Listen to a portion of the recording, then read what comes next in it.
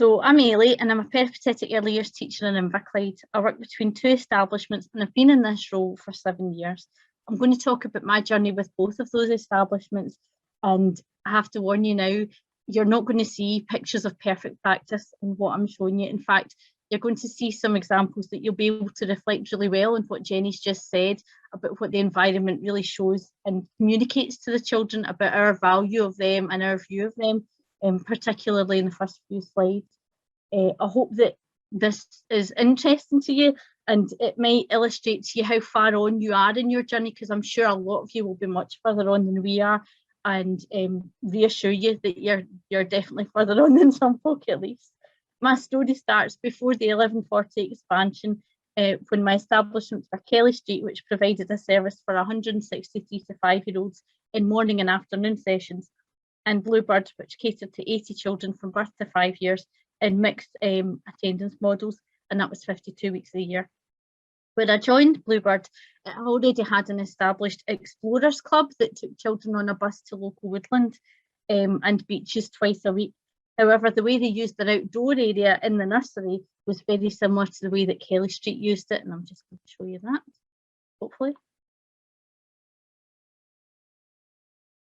Here we go. So our outdoor space was a small monoblocked playground. I think this is really relevant to what Jenny was just talking about in terms of what this environment communicated to the children.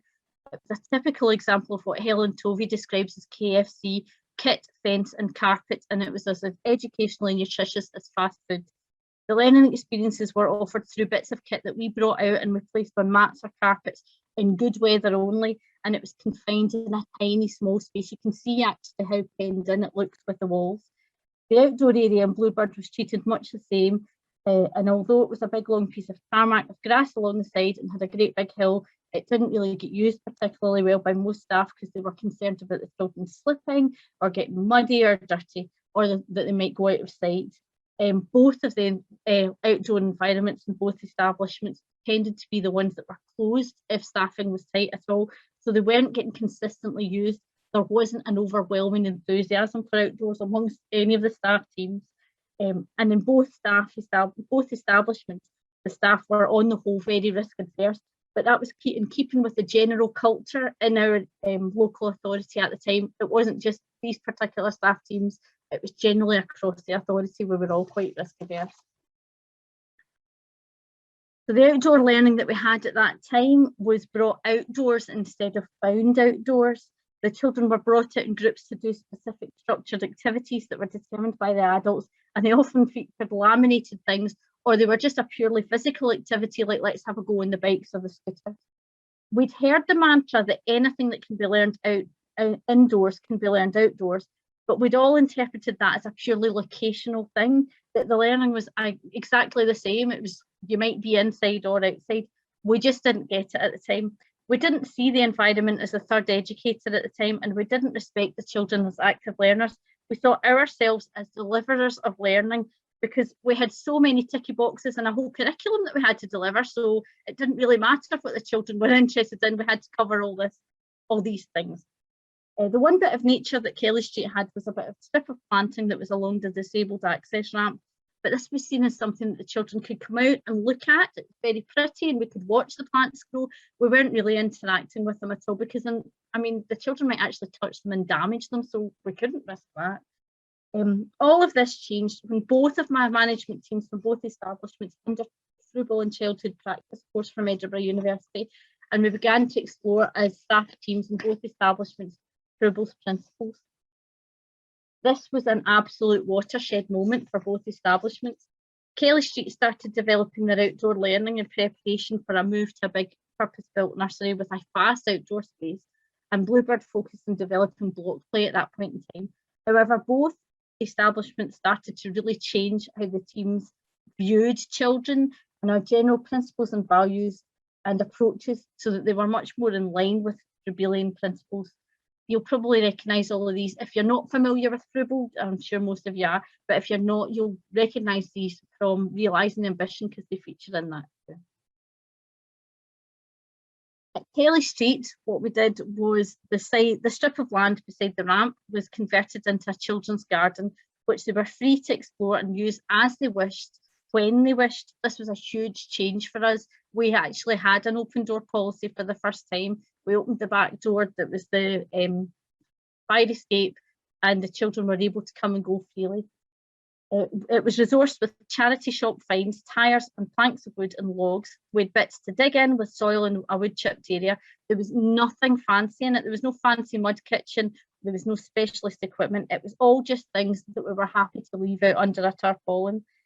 We propped the back door open, and every day the children were provided with warm, waterproof clothing, and staff took turns to be outside all day, every day, regardless of the staffing or the weather. And I'll be honest with you, this was not the most popular decision in the first place. It took a wee while to win us round. The staff followed the children's lead and responded to the ideas, as opposed to imposing like adult agendas and having activities organised. And this was mostly to start with initially, because we didn't really know what to do with the area ourselves. We were a bit kind of like, well, how do you deliver literacy or numeracy in this kind of environment? So we kind of took a wee step back and let the children lead. This really quickly built because the staff, everybody noticed a difference in the children when they were outside. We were hearing children who had been almost non-verbal inside. The vocabulary absolutely bloomed. Levels of independence and confidence grew, even just through the marathon task of getting the suits and boots on, which was a huge change because previously we just went out with our own coats. So this was like a huge independence learning curve that was going on. The level of engagement increased both inside and outdoors when the door was open. Children were able to move the resources as staff weren't precious about them and didn't have a set activity and agenda. Staff noticed and commented on the abundance of spontaneous child-led learning that was taking place. Children were sharing ideas, they were negotiating, they were problem solving, even just getting around the railing and up onto the raised bed took a problem solving spatial awareness. The learning that we were seeing getting transferred from inside to out was huge. Where the plank over a puddle was like the bridge that the billy goats gruff were crossing. Mud pies were getting made for the tiger coming to tea, and children were comparing size and quantity to solve problems in their play. And oh my goodness, if we found a bug or a worm, it was just the most amazing thing ever. And we were totally fascinated and engrossed. The levels of engagement was just through the roof compared to what we had inside. Meanwhile, inside, when the door was open, the room was calmer, children were much more focused and engaged. So it was a win-win for both sides. Then we moved into our new building.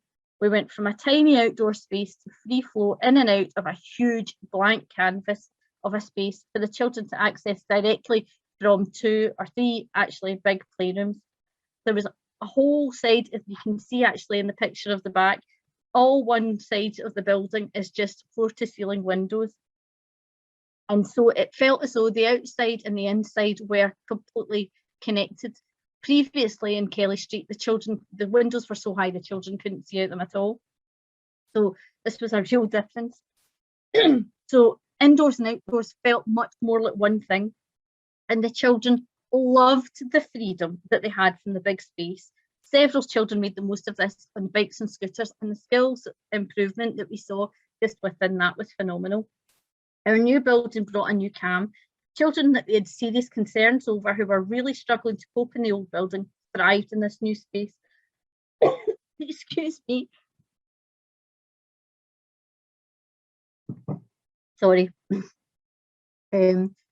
So they were thriving in the new space because they had the opportunity to freely run and shout if they needed to. They were learning by moving and being noisy, and they weren't disrupting anybody else. They couldn't bounce off any walls because there were none outside. And the sensory issues that we'd been seeing previously just seemed to diminish, if not disappear. We had to adjust our attitude to risk and trust the children to manage themselves a little more, because shock horror, there were climbing poles and blocks that they could actually climb up onto. This was a big change for us. However, as you can see from the photo, it was very much a blank canvas. And while we'd adjusted to recognise the children as active investigators and learners, the environment wasn't rich enough to really be a third educator in its fresh state. And the last thing we wanted to do was go back to being all just structured adult activities. So, sorry. It's not COVID, honestly. We divided up the space into areas much like inside, but with very different resources. We made a mud kitchen, we designated space for digging, we planted herbs and plants near that so that children were allowed to cut and pick and pull these to add to their mud concoctions. We created growing spaces that the children weren't allowed to dig up, but could explore for mini beasts and things that were growing. We soon had a really healthy ladybird population, and the children were really fascinated with that. We made a large loose parts area. We stored these in tyres and allowed the children to move them and encouraged them to move everything about. We put this next to a construction area so that the children could combine the two, and we provided water next to this to encourage some STEM play. One of our grandparents volunteered, and over the first summer when we were closed at the time, created a pebbled area with a tiny shallow pool and a waterfall, would you believe, which was solar powered. She built a bridge over this and a large sand pit with an old boat next to it, so we had a variety of textures for children to walk on. It was absolutely stunning. This made sure that the children were able to build their muscles and proprioception because they were playing on all sorts of different surfaces. It wasn't just flat tarmac. There was lots of bumpy ground, like sometimes the pebbles moved and shifted when you were walking on them. In hindsight though, however, I would have to say that the staff and children, because they weren't involved in creating these, we've struggled to maintain them particularly well, because we don't really feel that we've got the ownership, and we didn't understand, we weren't involved in the construction, so we don't really know how to fix things when they get broken. So we recognise now that we missed a trick there and we'll not go back to repeating that one. Meanwhile, around this time, I was undertaking the Frugal and Childhood Practice course myself. As part of the course, I further explored the concept as a whole child, and I've talked a lot in my essay about the funds of knowledge and the virtual backpack. This consisted of the need to enrich the outdoor experience in Bluebird. I was keen to give the children ownership of any changes we would be making, and we used a Mosaic consultation approach to gather their opinions on the outdoor provision. Combining this with a consultation with staff and taking observations, we revealed a huge discrepancy between staff's, children's and interests and intentions and the children's interests and intentions. Much of the time outside was spent with staff stopping children from doing some things and attempting them to engage in the thing that they'd planned for. These tended to be around perceived risks. The children wanted to hide, climb, role play, fighting and go fast, and the staff were not comfortable in allowing this. In fact, it was perceived as undesirable or disruptive behaviour, and it was greatly discouraged. Learning wasn't happening effectively because children weren't able to follow their own agendas and the levels of engagement were low. So we got curious. Why were the children determined to do what they were doing? Was it really negative behaviour? And was it actually perhaps a positive type of play and learning? Ellen Sandsetter's categories helped us to think differently about the children's play. We could then identify it as types of risky play and see that these experiences were actually placing the child on their zone of proximal development. These thrills were encouraging children to build resilience and enjoy challenging themselves and to see mistakes as part and failures as part of a process of learning. In other words, what was actually happening when they were doing these things was that they were developing positive learning dispositions. Often they were using their bodies and they were building muscles that also would be necessary for them to later be able to sit and focus or use pencils in school. Of course, we couldn't just one day decide to allow risky play.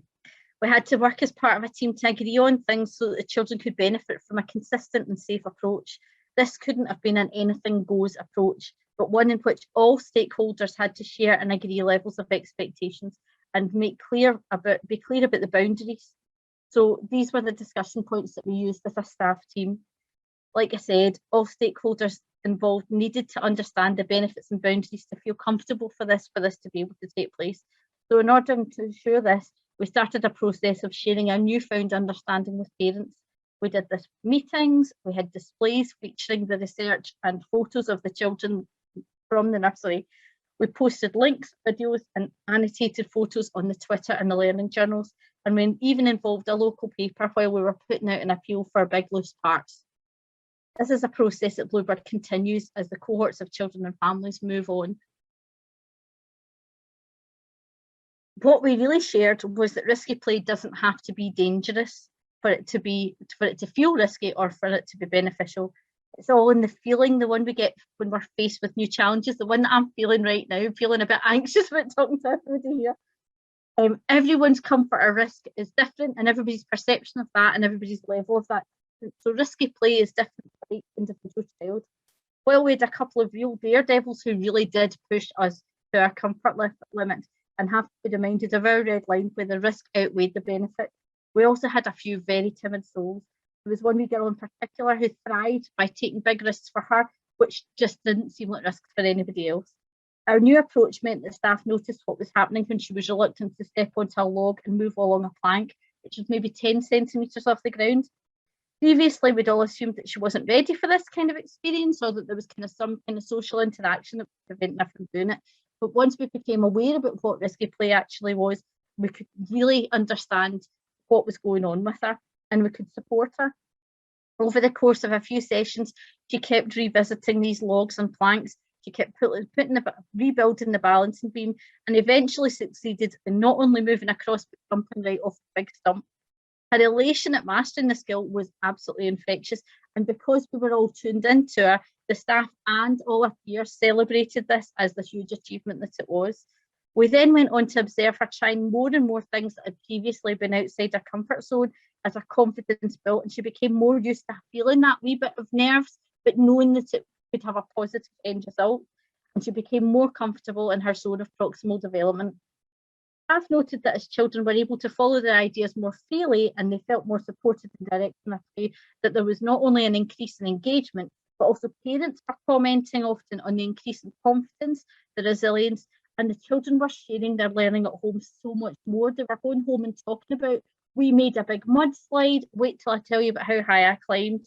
Whereas before they weren't going home and talking about it, they were just doing that, yeah, I didn't do anything at nursery thing that the children quite often do. The link between risky play and resilience was recently highlighted by Susan Zedick on Twitter. I don't know if you noticed it, but she made the link suggesting that perhaps this risky, allowing children to engage and encouraging them to engage in risky play builds resilience and is maybe going to be a good thing in terms of supporting children in recovering from the COVID period.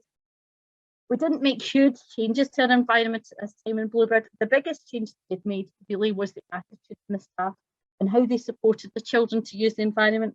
The only piece of equipment that we bought at the time was a ladder, which represented the new possibilities. But by deepening practitioner understanding and improving our observations, we were able to provide much richer learning experiences. I would advise you, if you've not got a ladder and you're thinking about going down this journey, I would thoroughly recommend it. It's just brilliant what the children do with it. So where we are now, COVID and the 1140 hours have brought really new challenges to our outdoor provision. In many ways, the increase in new and experienced staff to the teams and the need to break up our outdoor spaces into smaller COVID-safe zones has meant that we've taken a step backwards. Our experiences aren't as consistently rich as they once were. However, we've finally started to accept the bubbles and the zones and see that they might be here for some time, and so we're building towards enriching them a wee bit more. In Glen Park, where we once had one mud kitchen and one boat, one pebbled area, we now have several. And we know that when we open back up after COVID times, when we're able to have larger bubbles or no bubbles at all, that this will actually be serving to improve the children's learning by tailoring into transporting schemas and encouraging children to make comparisons between things. We'll also be spending more time re-exploring the benefits of risky play, and we'll take more steps to introduce new elements that will allow children to explore all the categories of these more fully. We've got a workbench and real tools that we're still to introduce, and staff are keen to create a fire area. In fact, we were just talking about that today because we had a sponsored Olympics event and we had an Olympics torch that was made out of tissue paper. But we were saying, if we're doing it in the future, wouldn't it be lovely to have a real fire pit that the torch could be used with? However, what we felt was this wasn't the time to introduce these things because with COVID, everybody's anxieties are through the roof. So the last thing that parents and unsure staff need at the moment is something that's going to stress them about even further. We hope to be able to offer more resources to allow children to be able to move, such as swings, hammocks and netting, which will further develop their proprioception and their vestibular systems. In this way, we know that we'll be supporting children in their literacy by building core muscles required to hold and control pencils, and all while building their own role-play narratives. Their maths and numeracy skills will be getting developed through real life problem solving, measuring and estimating with the support of sensitive practitioners who are maths mindful outside. And we're also looking to reinstate our exploration of beyond the nursery as soon as the bubbles allow us to be able to free up enough staff to be able to do that. I'm just going to talk finally, just when I'm finished, before I get off this slide, about the picture that you can see with the wee girl hanging upside down with the rope. This just happened this week. We just introduced the rope to the outdoor area without any particular agenda, and it started off that we had games of tug of war, and we had skipping going on. And one wee boy in particular, who's really, really keen on movies, wanted to set up Kevin from Home Alone's trap for his parents and tied the rope around the climbing poles. And the children negotiating this trap turned into them realising that they could swing on it and climb on it. And we were able to move them in such a way to support this. And this just built and built and built and was sustained right across the week to the level that the children are now confident in being upside down, like this wee girl here that you can see. And we're actually, there's some of them are starting to move on to being able to take their hands off and dangle by their legs, which is incredible and not something that we had ever anticipated. It came from us just providing the rope and the children going with their own ideas and us being confident enough to be able to support that. So that's me. I hope it was interesting or something anyway, even if you just took it as a time to go and get a cup of tea. I hope you all have a good time going outside and enjoying your COVID journey.